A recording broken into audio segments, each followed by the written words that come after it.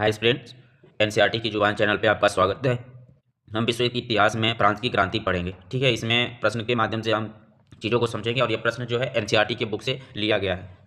और या तो प्रश्न पहले करने सबसे बेस्ट ऑप्शन होगा कि पहले बुक को आराम से पढ़ लो उसके बाद यहाँ पे आके प्रश्न को सॉल्व करो, तो हमारा जो कॉन्सेप्ट है क्लियर हो जाएगा। ठीक है, उसमें से एक भी प्रश्न नहीं छूटा हुआ है और यह हमारे लिए हेल्पफुल होगा। DSSS, KBS, NBS और EMRS, इन सब के लिए बहुत ही इंपॉर्टेंट टॉपिक है ये। EMRS डिस्क्रिप्टिव आ चुका है, कॉन्सेप्ट क्लियर रहेगा तो आप चीज़ों को लिखने में भी आसानी होगी। ठीक है, तो हम शुरू करते हैं। पहला प्रश्न आज का पहला प्रश्न है कि फ्रांस के राजा को अपनी मर्जी से कर लगाने का अधिकार नहीं था।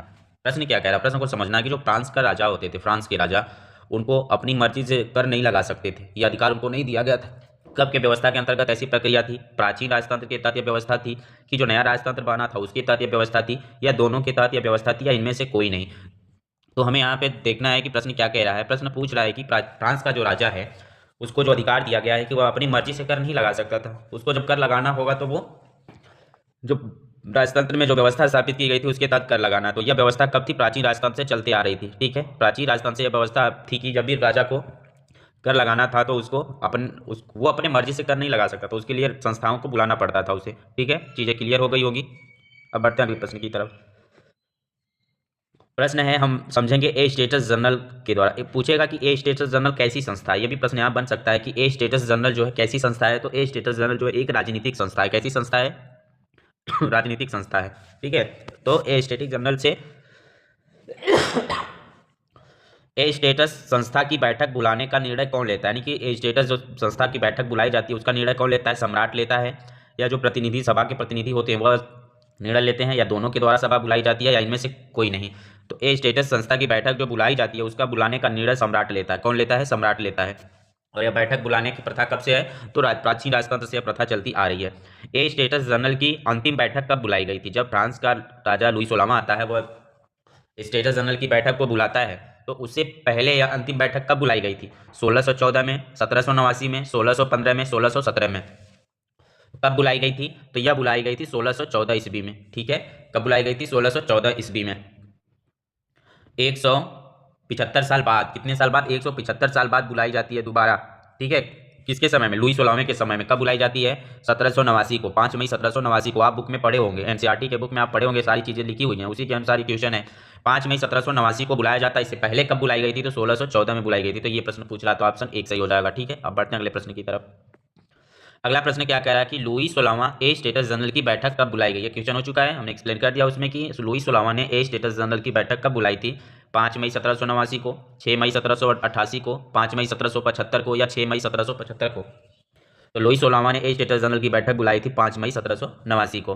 ठीक, अगला प्रश्न, ए स्टेटस जनरल की बैठक में कितने प्रतिनिधि गए थे? कितने प्रतिनिधियों ने भाग लेने के लिए ए स्टेटस जनरल की बैठक में गए थे? प्रथम स्टेटस से 300, द्वितीय स्टेटस से 300, तृतीय स्टेटस से 600। तो कौन सा ऑप्शन सही होगा? तो इसमें ऑप्शन सभी सत्य होगा। ठीक है, ए स्टेटस जनरल की बैठक जब बुलाई गई थी तो तीसरे स्टेटस से 300 लोग गए थे, द्वितीय स्टेटस से, तीसरे स्टेटस से 600 लोग गए थे, द्वितीय स्टेटस से 300, प्रथम स्टेटस से 300। ठीक, अब बढ़ते हैं अगले प्रश्न की तरफ। तो ये कथन सही हो जाएगा, सभी सत्य हो जाएंगे। अगला प्रश्न है कि प्राचीन राजतंत्र में राजा को कर लगाने के लिए क्या करना पड़ता था? पहला, ए स्टेटस जनरल की बैठक बुलानी पड़ती थी। नए कर के प्रस्ताव पर मंजूरी लेनी पड़ती थी। तीसरा, तब जाकर कर पास होता था। चौथा, इनमें से सभी। कौन सा ऑप्शन सही होगा इसमें कि प्राचीन राजतंत्र में राजा को कर लगाने के लिए क्या करना पड़ता था? तो प्राचीन राजतंत्र में राजा को कर लगाने के लिए सबसे पहले ए स्टेटस जनरल की बैठक बुलानी पड़ती थी, इसलिए पहला ऑप्शन सही हो जाएगा। ठीक, दूसरा में क्या करा कि नए कर के प्रस्ताव पर मंजूरी लेनी पड़ती थी, अपने मन से कर नहीं लगा सकता था, वो प्रस्ताव की मंजूरी लेना पड़ता था। ठीक, दूसरा ऑप्शन सही हो गया। जब ये स्टेटस की जनरल बैठक बुलाई जाती थी, नया कर प्रस्ताव पर मंजूरी लेनी पड़ती थी, तब जाकर कर पास होता था, तब कर लगाया जाता था। अगर कर पास नहीं होता था तो कर नहीं लगाया जाता था। तो इस तरह से कौन सा ऑप्शन सही हो जाएगा? इनमें से सभी ऑप्शन क्या हो जाएंगे? सही हो जाएंगे। ठीक है, अब बढ़ते हैं अगले प्रश्न की तरफ। 42 प्रश्न हो चुके हैं हमारे, 43 नंबर पे आते हैं। निम्न में से क्या सत्य, यानी निम्नलिखित कथन में जो दिया है इनमें से कौन सा कथन सत्य है? पहला, ए स्टेटस जनरल की बैठक बरसाई के महल में बुलाई गई। ठीक, दूसरा, पहले और दूसरे ए स्टेटस के प्रतिनिधि को आमने सामने बैठाया गया था। तीसरे ए स्टेटस के लोगों को पहले और दूसरे ए स्टेटस के लोगों के पीछे खड़ा किया गया था। कौन सा कथन सही है? ए स्टेटस जनरल की बैठक। देखो, मेन चीज़ क्या है कि प्रश्न जो हम यहाँ सीधे सीधे बनाए हैं, ठीक है, एग्जाम में क्या होता है कि इस प्रश्न में हार्डनेस लाने के लिए क्या करता है कि इसमें जैसे पूछ देना ए स्टेटस जनरल की बैठक बरसाई के महल में बुलाई गई, तो बरसाई की जगह कोई दूसरा स्थान दे देगा, तो हम पढ़े रहेंगे और ध्यान नहीं देते, कह देते हैं कि ऑप्शन सही हो जाएगा। ठीक है, दूसरा में जैसे पूछ दिया कि पहले और दूसरे, तो इसी में से पहला और दूसरा की जगह क्या कर देगा, किसी दूसरे को इसमें समाहित कर देगा। ठीक है, तो ये चीज़ों को ध्यान से पढ़ना। तो इस हिसाब से पहला ऑप्शन सही है, दूसरा ऑप्शन भी सही है और तीसरा ऑप्शन भी सही है, क्योंकि ए स्टेटस की जनरल वर्साई के महल में बुलाई गई 5 मई 1789 को। पहले और दूसरे स्टेटस के प्रतिनिधि को आमने सामने बैठाया गया, टेबल जैसे लगता है ना कि आमने सामने, एक इधर एक इधर, और तीसरे स्टेटस के लोग जो थे इनके पीछे खड़ा किया गया। तो ये तीनों कथन क्या है, सत्य है। अब बढ़ते हैं अगले प्रश्न की तरफ। प्रश्न संख्या 44। तीसरे ए स्टेटस का प्रतिनिधि कौन था? प्रतिनिधित्व कौन कर रहा था? तीसरे ए स्टेटस का प्रतिनिधित्व कौन कर रहा था? पहले का पादरी वर्ग कर रहा था, दूसरे का कुलीन वर्ग कर रहा था, तीसरे वर्ग का कौन कर रहा था? क्या समृद्ध लोग थे, क्या शिक्षित लोग थे, एक और दो दोनों थे, या इनमें से कोई नहीं थे? तीसरे वर्ग का प्रतिनिधित्व समृद्ध लोग कर रहे थे और शिक्षित लोग कर रहे थे। ठीक है, इसलिए दोनों ऑप्शन सही हो जाएंगे। ठीक, हो रहा होगा क्वेश्चन बढ़िया से। अगर आप एनसीईआरटी बुक अच्छे से पढ़े तो क्वेश्चन आराम से हो रहे होंगे और आपका कॉन्सेप्ट भी क्लियर हो रहा होगा, नहीं हमें चीजें याद है। ए स्टेटस की बैठक में किसका प्रवेश वर्जित था? किसका प्रवेश वर्जित था? किसान का, कारीगर का, औरत का, या इनमें से सभी का?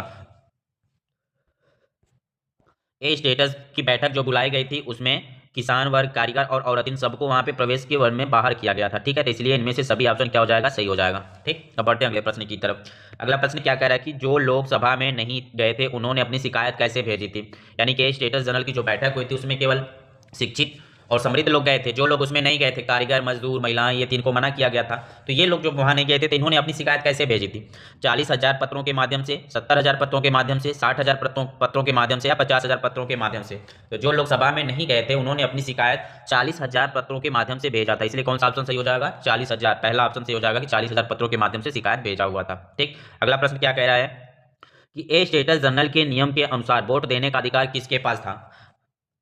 ए स्टेटस जनरल के नियम के अनुसार वोट देने का अधिकार कैसा था? तो प्रत्येक वर्ग का एक मत होता था, प्रतिनिधियों की संख्या के आधार पर वोट देने का अधिकार था, तीनों स्टेटों को अलग अलग मत देने का अधिकार था, या इनमें से सभी? तो जो पहला स्टेट था, पहला, दूसरा और तीसरा, पहला में पादरी था, दूसरा में कुलीन था और तीसरे में स्टेट के जो कमजोर लोग थे जिसमें शिक्षित, वकील, मजदूर, किसान, ये सब थे, इसमें आते थे। तो इनमें से जो होता था ना, एक ये है एक ये, तो इसका एक काउंट होता था, इसका एक वोट काउंट होता था और तीसरे का भी एक काउंट होता था। तो वर्ग के आधार पे एक वोट काउंट होता था। ठीक है, तो ये प्रोसेस वहां पे चल रहा था। वही पूछा कि स्टेट जनरल के नियम के अनुसार वोट देने का अधिकार कैसा था? तो प्रत्येक वर्ग के पास एक वोट का अधिकार था। लेकिन उसके बाद तीसरे स्टेट में संख्या ज्यादा थी, उसके बावजूद भी इनका कितना वोट काउंट होता था? एक ही वोट काउंट होगा। ठीक है, और इनके जो कुलीन वर्ग है, पादरी वर्ग है, इनका भी एक एक वोट, इनका 2 वोट हो गया, संख्या कम होने के बाद भी। तो इसी की लड़ाई थी वहां पे। ठीक है, तो यहाँ पे ये प्रोसेस, तो प्रश्न जो पूछा उसके अनुसार हमें उत्तर देना है कि स्टेटस जनरल के नियम के अनुसार वोट देने का अधिकार प्रत्येक वर्ग का एक मत था। ठीक, अब बढ़ते हैं अगले प्रश्न की तरफ। प्रश्न संख्या 48 क्या कह रहा है कि तीसरे वर्ग ने वोट देने की क्या मांग रखी थी? तीसरे वर्ग ने पूरी सभा द्वारा मतदान कराया जाना चाहिए, दूसरा प्रत्येक सदस्य को एक मत देने का अधिकार होगा, तीसरा एक और दो दोनों, इनमें से कोई नहीं। आगे ना वहाँ पे लाइन पे कि किसको अधिकार दिया गया था स्टेटस जनरल में वोट देने का? तो तीनों वर्ग का अलग अलग एक वोट काउंट होता था, लेकिन तीसरा वर्ग के पास संख्या ज्यादा थी, उसके बावजूद भी उनका एक ही वोट काउंट होता था।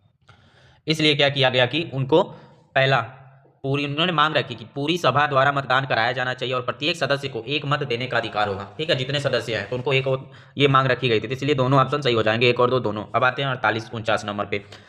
एक मत देने के अधिकार को लोकतांत्रिक अधिकार किसने कहा और अपनी बुक में लिखा था? यानी एक मत देने का अधिकार को लोकतांत्रिक अधिकार किसने कहा? यह बहुत अच्छा क्वेश्चन है, ये इंपॉर्टेंट क्वेश्चन है, very very most important question लगा लीजिए, ये एग्जाम में जरूर पूछे जाते हैं ऐसे क्वेश्चन कि एक मत देने के अधिकार को लोकतांत्रिक अधिकार किसने कहा और अपनी बुक में लिखा था? तो वह कौन था? रूसो ने सोशल कॉन्ट्रैक्ट में लिखा, मॉन्टेस्क्यू ने टू ट्रीटाइजेस ऑफ गवर्नमेंट में लिखा था, John Locke the spirit of laws में लिखा, या इनमें से कोई नहीं? तो कौन था? तो रूसो ने अपनी पुस्तक सोशल कॉन्ट्रैक्ट में लिखा था कि एक मत देने का अधिकार जो है वो लोकतांत्रिक अधिकार है। ठीक है, किसने कहा था? रूसो ने। किस पुस्तक में? तो अपनी पुस्तक सोशल कॉन्ट्रैक्ट में। प्रश्न संख्या नंबर 50 में क्या कह रहा है कि तीसरे ए स्टेटस के प्रस्ताव को किसने अस्वीकार कर दिया था? सम्राट ने, चर्च ने, कुलीन वर्ग ने, या इनमें से सभी? तो तीसरे स्टेटस ने प्रस्ताव रखा कि हमारा जो चुनाव है वो सभी सदस्यों को द्वारा वोट किया जाना चाहिए और सभी का एक मत होना चाहिए। ठीक है, एक वोट एक काउंट होना चाहिए, एक व्यक्ति का एक वोट काउंट होना चाहिए, यह मांग रखी गई थी। तो यह मांग किसने अस्वीकार कर दिया था? सम्राट ने अस्वीकार कर दिया, चर्च ने, कुलीन वर्ग ने, इनमें से कभी? तो कौन सा ऑप्शन सही हो जाएगा? सम्राट ने उनकी मांग को अस्वीकार कर दिया। अगला प्रश्न क्या कह रहा है कि कौन सा वर्ग अपने आप को संपूर्ण फ्रांसीसी राष्ट्र का प्रवक्ता मानता था? यानी कि फ्रांस में ऐसा कौन सा वर्ग था जो अपने आप को संपूर्ण फ्रांसीसी राष्ट्र का प्रवक्ता मानता था? प्रथम स्टेट, द्वितीय स्टेट, तृतीय स्टेट, या इनमें से कोई नहीं? तो तीसरा स्टेट जो था वो अपने आप को संपूर्ण फ्रांसीसी राष्ट्र का प्रवक्ता मानता था, क्योंकि इसमें पढ़े लिखे लोग थे, ये अपने आप को प्रवक्ता मानते थे। जैसे आज के समय में डिबेट होता है तो डिबेट में सभी प्रवक्ता जाते हैं, तो वैसे ही उस समय जो पढ़े लिखे लोग थे फ्रांस में, वो फ्रांसीसी राष्ट्र को अपने आप को प्रवक्ता मानते थे। ठीक है, यहाँ पे ध्यान देना, प्रवक्ता पूछा, ना तो क्रांतिकारी पूछा, ना राष्ट्रवादी पूछा, ना समाजवादी पूछा, ठीक है, तो तीसरा स्टेटस जो था वो अपने आप को संपूर्ण फ्रांसीसी राष्ट्र का प्रवक्ता मानता था। ठीक, अगला प्रश्न, मांग पूरी न होने के बाद तीसरे स्टेटस के प्रतिनिधि कहां पर एकत्रित हुए, यानी कि जो मांग रखी गई थी वोट को लेकर और सम्राट ने उस मांग को मना कर दिया था, स्वीकार कर दिया था, तो इसको लेके तीसरे स्टेटस के जो प्रतिनिधि थे कहां पे एकत्रित हुए थे, वर्साई के इंडोर टेनिस कोर्ट में 20 जून 1789 को, वर्साई के इंडोर टेनिस कोर्ट में 14 जुलाई 1789 को, वर्साई के इंडोर टेनिस कोर्ट 20 जून 1788 को, या वर्साई के इंडोर टेनिस कोर्ट 5 मई 1789 को। तो कब एकत्रित हुए थे, तो एकत्रित हुए थे वर्साई के इंडोर टेनिस कोर्ट में 20 जून 1789 को। हमें डेट बहुत याद करना है, मोस्ट इंपॉर्टेंट है, क्योंकि ये डेट को घुमा के पूछता है। जैसे अभी 20 जून 1789, 14 जून 1789, 20 जून 1788, 5 मई 1789, तो कब ये लोग एकत्रित हो गए अपनी मांग को पूरी कराने के लिए, तो वर्साई के इंडोर टेनिस कोर्ट में एकत्रित हुए 20 जून 1789 को। अगला प्रश्न क्या कह रहा है कि तीसरे स्टेटस के प्रतिनिधि ने अपने आप को नेशनल असेंबली कब घोषित किया था, वर्साई के इंडोर टेनिस कोर्ट में 20 जून 1789 को, या 14 जुलाई 1789 को, या 20 जून 1788 को, या 5 मई 1789 को। तीसरे स्टेटस के जो प्रतिनिधि थे अपने आप को नेशनल असेंबली घोषित कर लिया था 20 जून 1789 को, जब जिस दिन ये लोग इकट्ठा हुए थे उसी दिन अपने आप को नेशनल असेंबली घोषित कर लिया था।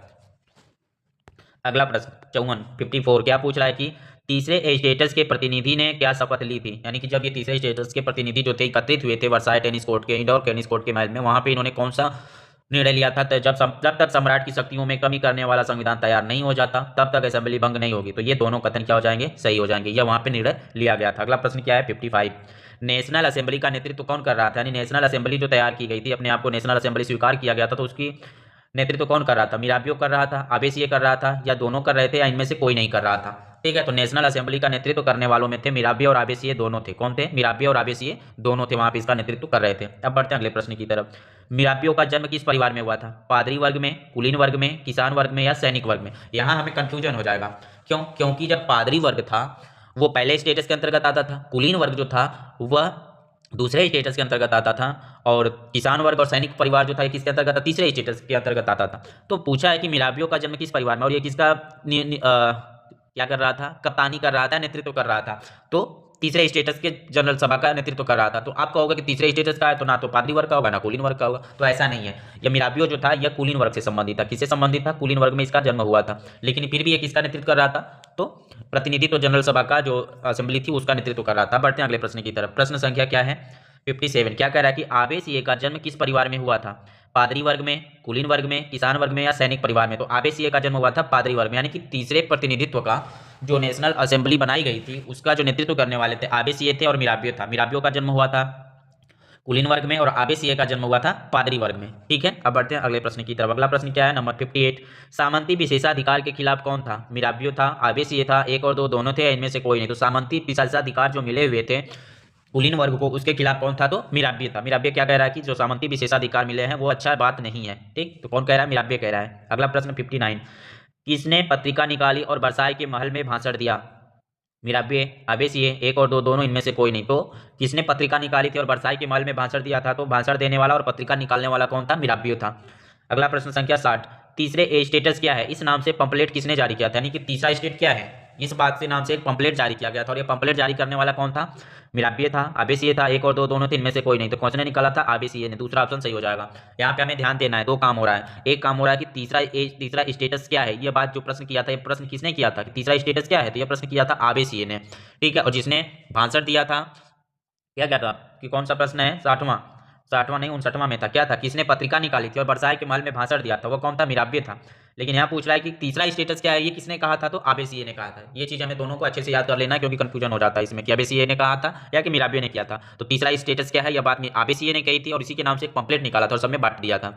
और भाषण किसने दिया था, तो मिराबियो ने दिया था भाषण। ठीक है, अगला प्रश्न, और पत्रिका निकाला था उसने। ठीक है, अगला प्रश्न क्या है कि फ्रांस में बेकरी के दुकानें पर किसने धावा बोला था, यानी फ्रांस में जो बेकरी की दुकानें थी उस पर धावा किसने बोला था, क्योंकि महंगाई बढ़ रही थी, खाने पीने की चीजें इन्हें नहीं मिल रही थी, पाव रोटी के दाम बढ़ते जा रही थी, तो इसीलिए बेकरी की दुकानों पर किसने धावा बोला, महिलाओं ने, सैनिकों ने, किसानों ने, या इनमें से कोई नहीं। अगर यहाँ से इनमें से सभी हो जाता ऑप्शन तो हम क्या करते, इनमें से सभी ऑप्शन मार देते, लेकिन सभी ने आक्रमण नहीं किया था। फ्रांस में बेकरी की दुकानों पर सबसे ज्यादा आक्रमण किया था महिलाओं ने। किसने आक्रमण किया था फ्रांस में बेकरी की दुकानों पर, महिलाओं ने आक्रमण किया था।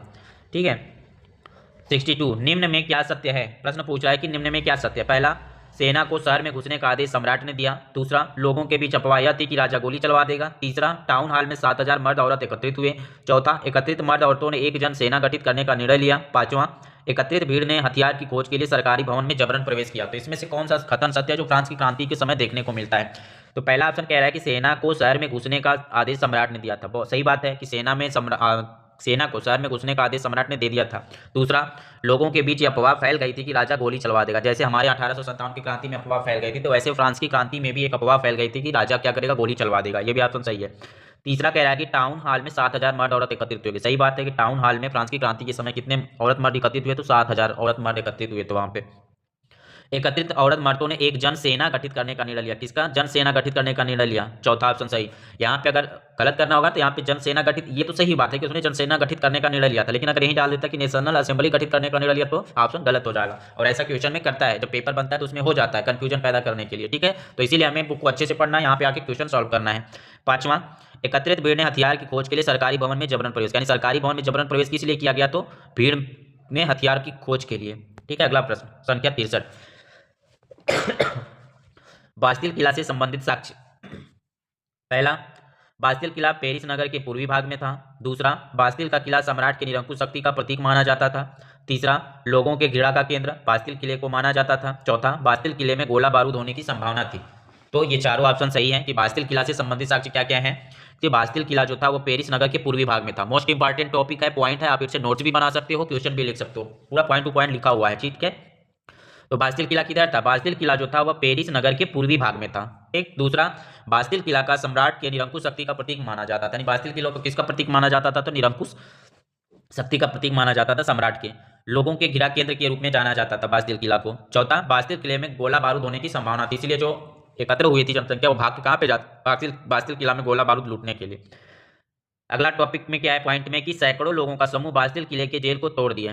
ठीक है, बास्तिल किले के जो जेल को किसने तोड़ा था? तो सैकड़ों लोगों का समूह ने। कितने? सैकड़ों लोगों के समूह ने तोड़ा था। यहाँ पे ध्यान देना है कि पूरी जनसंख्या नहीं गई थी बास्तिल किला को तोड़ने के लिए। कितने लोग गए थे वहाँ पे? जो सैकड़ों लोगों का समूह था, लगभग 100 लोग के आसपास थे जिन्होंने बास्तिल किला के जेल को तोड़ दिया था।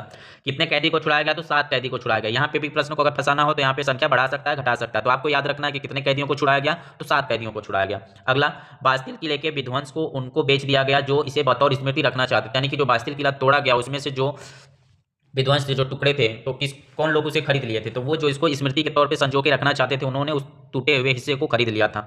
बास्तिल किले के विध्वंस को उनको बेच दिया गया जो इस बतौर स्मृति को संजो कर रखना चाहते थे। ठीक, अगला पॉइंट है कि बास्तिल किले की घटना के बाद पेरिस तथा देश के देहाती इलाकों में संघर्ष हुए। यहाँ पे पूछ देगा कि पेरिस तथा देश के देहाती इलाकों में संघर्ष कब प्रारंभ हो गए थे? जब बास्तिल किले की घटना हुई उसके बाद फ्रांस में, पेरिस में देहाती इलाकों में भी संघर्ष क्या हो गए थे? प्रारंभ हो गए थे। यह तो बास्तिल किला से संबंधित ये महत्वपूर्ण पॉइंट्स है, आप इसको आराम से लिख सकते हो। पूछ देगा कि बास्तिल किले से संबंधित साक्ष्यों के बारे में कौन सा कथन सत्य है, तो इसमें से जो मेन है वो चीजें हमें याद कर लेना है। ठीक है, अब बढ़ते हैं अगले प्रश्न की तरफ। प्रश्न संख्या 64, क्रुद्ध भीड़ ने बास्तिल के किले पर धावा कब बोला था? यानी कि जो भीड़ थी क्रुद्ध हो गई थी कि हमें बास्तिल किला तोड़ना है। क्यों तोड़ना है? क्योंकि वह निरंकुश शक्ति का प्रतीक माना जाता था, इसलिए लोग गुस्सा हो गए थे और बास्तिल किला को तोड़ना चाह रहे थे। तो इन्होंने बास्तिल किले पर धावा कब बोला था?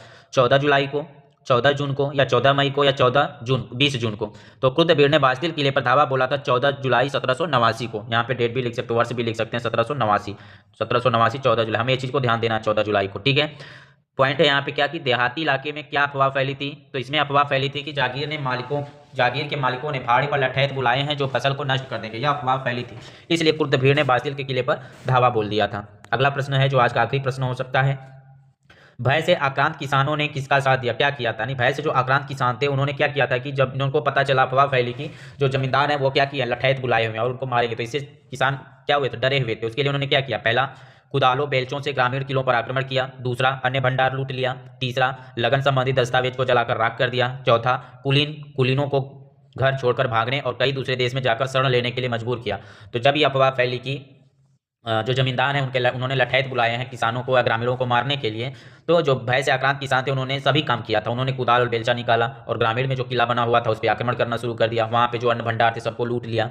वहाँ पे जो लगान संबंधी दस्तावेज थे सबको जलाकर राख कर दिया और जो कुलीन वर्ग थे उन्होंने घर छोड़कर भागने के लिए मजबूर किया और वो जाके दूसरे देशों में शरण लिया। तो इस तरह से ये सभी ऑप्शन सही हो जाएंगे। ठीक है, तो यह फ्रांस की क्रांति से संबंधित महत्वपूर्ण क्वेश्चन आंसर थे। हमें महसूस है या ये आपको वीडियो कैसा लगा? अगर वीडियो अच्छा लगता है तो इसको लाइक शेयर सब्सक्राइब जरूर कीजिएगा। ठीक है, ताकि आपको और अच्छी वीडियो मिलती रहे। जो भी वीडियो आती है चैनल पे, मैं कहूँगा कि अगर आपको DSP, KBS, NBS, EMRS जो भी आप पेपर देते हो SST का, उसके लिए बहुत महत्वपूर्ण पॉइंट है ये, टॉपिक भी है ये हमारा। आप अगर बुक अच्छी तरह से पढ़ लिए हो, ठीक है, वहाँ से आके आप यहाँ पे क्वेश्चन आंसर करते हो तो आपको बहुत ही बेनिफिट मिलने वाला। नहीं, यहाँ से नोट्स भी बना सकते हो। क्वेश्चन तो ऐसे बनाए गए हैं ना, लाइन बाय लाइन से, जैसे टॉपिक शुरू होता है बुक में ना, तो बुक के टॉपिक के अनुसार ही क्वेश्चन शुरू हुआ है यहाँ पे। या तो इसको पढ़ के बुक पढ़ोगे तब चीज़ें समझ में आ जाएगी। सबसे बेस्ट ऑप्शन पहले बुक पढ़िए, बुक पढ़ के एक बार बुक पढ़ लीजिए और फिर यहाँ क्वेश्चन पूरा एनसीईआरटी आप रट जाओगे। ठीक है, पूरा एनसीईआरटी रख जाओगे, अब लिखने में भी हेल्पफुल होगा। ठीक है, तो अगर आपको वीडियो अच्छी लग रही है तो जरूर से जरूर लाइक शेयर सब्सक्राइब जरूर कीजिएगा। ठीक है, धन्यवाद।